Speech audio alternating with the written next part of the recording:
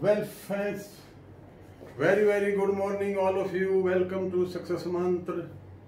I am JP Malik before you. Today, I am going to discuss a very important chapter, topic, जिसके विषय में बहुत कम लोगों को जानकारी है, और वो है रिलिंक्विशमेंट डीड, हक, राइट, छोड़ना, त्यागना।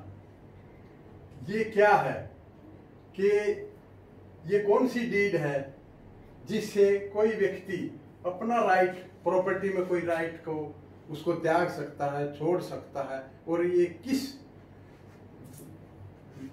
टाइम काम आता है, तो इससे क्या फायदा है। क्योंकि देखिए, प्रॉपर्टी का सेल परचेज होता है तो उसमें रजिस्ट्री के खर्चे, स्टैंप ड्यूटी, ये सब काफी कॉस्टली पड़ता है। लेकिन ये एक ऐसा सिस्टम है जिसमें मुश्किल से 1000 to 1200 1200 से ज्यादा खर्चा इसमें नहीं आता, और आपका काम जो आप चाहते हैं प्रॉपर्टी को दूसरे के फेवर में त्यागना या छोड़ना, हक का ट्रांसफर करना चाहते हैं, वो हो जाता है। तो आइए, ये कब होता है। देखिए, अगर कोई विल नहीं है, किसी केस में विल नहीं है, जैसे मकान है और कोई और चीज प्रॉपर्टी है, उसमें विल नहीं है, तो जो प्रॉपर्टी का जो डिवीजन फैमिली में होगा, वो उसके जो उत्तराधिकारी हैं उनको जाएगा। और जैसे suppose father died having no will, will नहीं छोड़ के गए ये फादर, और उसके 3 बच्चे हैं, ये ए, बी और ये सी। तो ये जो प्रॉपर्टी है ये 3 हिस्सों में बटेगी। तो इसका 1/3, 1/3 एंड 1/3। सपोज ये ब्रदर है, ये सिस्टर है, और ये भी ब्रदर है। इनका ये 2 भाई हैं और एक ये इनकी बहन है, या 4 भी हो सकते हैं। तो मैं एक, अगर सपोज 2 हैं तो 50-50, नहीं तो ये इस तरह शेयर जाता है। तो ये सिस्टर चाहती है कि मैं अपना शेयर 1/3 शेयर इन 2 भाइयों को हक में डीड बनवाऊं। तो उस केस में रिलिंक्विशमेंट डीड जो बनती है, ये जैसे शेयर परचेज की रजिस्ट्री है ऐसे ही हो जाती है। तो ये अपना शेयर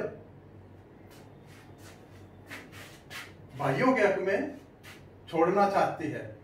तो या ऐसा भी हो सकता है कि कोई भाई या दोनों भाई सिस्टर के फेवर में अपना राइट ट्रांसफर करना चाहें, प्रॉपर्टी को ट्रांसफर करना चाहें, तो ये रिलिंक्विशमेंट डीड के तहत होता है। तो या इसके कोई कारण दूसरे भी हो सकते हैं।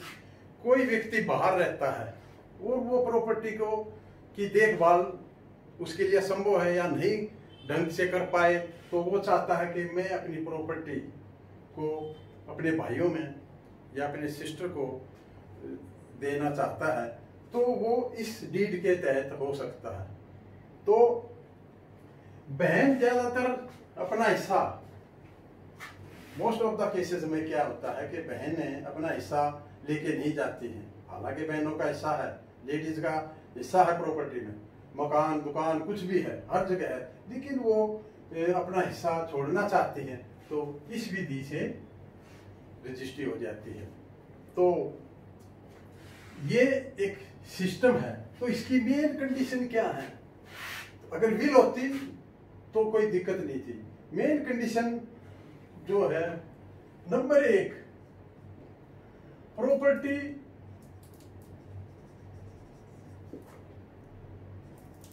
Inheritance,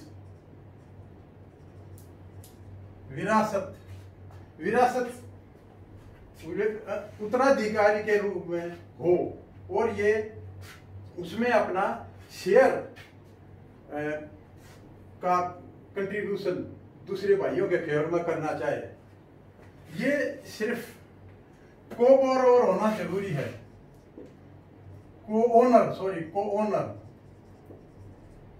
को-ओनर not outsider. आउटसाइडर के केस में आउटसाइडर के केस में ये रिलिंक्विशमेंट डीड नहीं, ये डीड नहीं बन सकती। और तीसरा है फ्री विल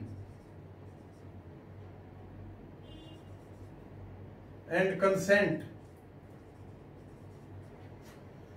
जो अपना शेयर का छोड़ रहे हैं या छोड़ रही है, उसकी फ्री विल कंसेंट ली जानी चाहिए। क्योंकि अगर किसी दबाव में या धोखाधड़ी से कोई केस होता है तो वो डीड रद्द हो सकती है। तो इसलिए ये 2-3 कंडीशन हैं जो बहुत जरूरी हैं। और तो फिर इसकी विधि क्या है, कैसे होगा, डॉक्यूमेंट क्या होंगे। डॉक्यूमेंट नंबर 1, तो सबसे पहले ID proof of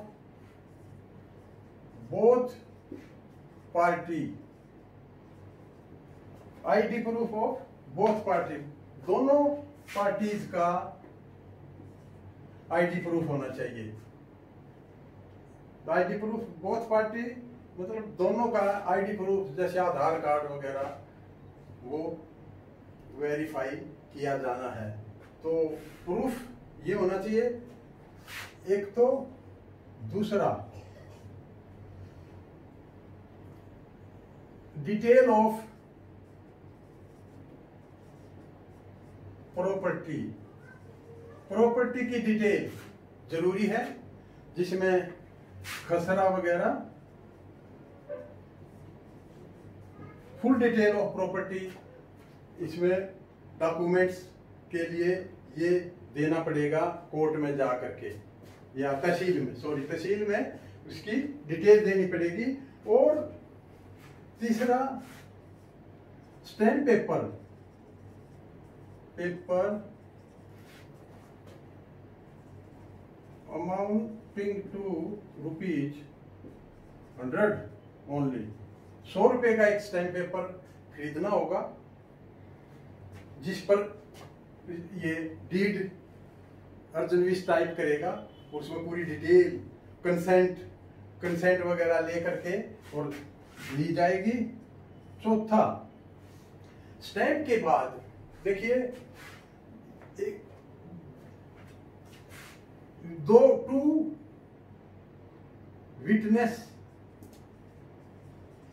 to witnesses, 2 गवाह का होना जरूरी है।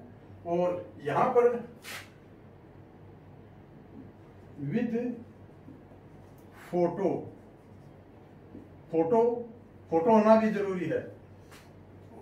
पासपोर्ट साइज के फोटो लगेंगे और 2 विटनेस। और 5वां, रजिस्ट्रेशन